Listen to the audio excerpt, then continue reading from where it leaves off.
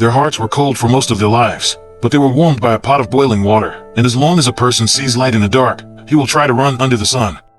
The two decided to create their own beautiful life with both hands. They worked hard in the daytime, and the sound of the kettle was loud. At night, the two sat in front of the neighbor's window to watch TV, and borrowed 10 eggs. They made an incubator with paper boxes and light bulbs. The starry light reflected on their faces, which was warm and romantic. Even without a word of conversation, their hearts were in harmony.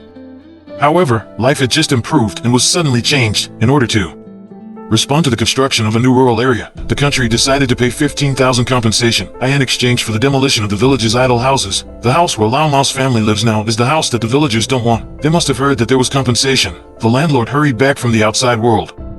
He asked Lao Ma's family to move out today because he had to rush home to work overnight. So the house was going to be demolished today. Lao Ma had to move out with a car. When the house was flattened by a tractor, they went back to pick up some useful food and door panels. Lao Ma accidentally found a swallow's nest. He sighed that he would not find a nest when he came home this year, so he brought the swallow's nest and going to live in the new house. Fortunately, there were many houses idle in the village. They didn't have to live on the street.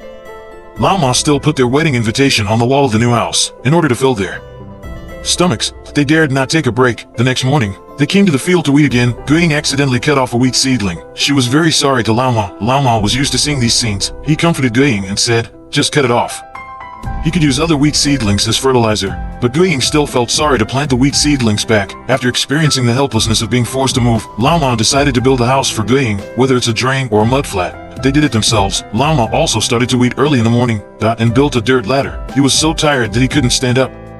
But the villagers didn't help. When the father of the village was getting worse, they came to Lao Ma. Again, they wanted him to shed blood again. Guiying still felt sorry to stop Lao Ma from going, but Lao Ma saw the old and rich villagers in front of him and was reluctant. So they got on the horse of the village headman. After Guiying got his car dirty last time, the village headman sprayed plastic directly in the car. He watched the nurse draw the husband's blood. Guiying was so sorry to let the nurse draw his blood.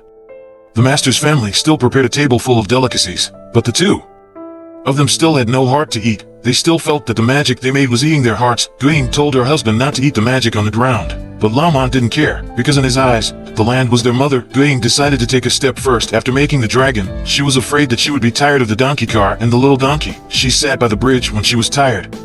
She wanted to play with the child. Unexpectedly, the grandmother of the child took her away. She even cursed him as a dirty thing. Lao Ma heard this. He hugged Guiying on the donkey without saying a word. The men in the village were laughing at Lao Ma's behavior of loving his wife. Only women envied Guiying's good fortune. It's too late.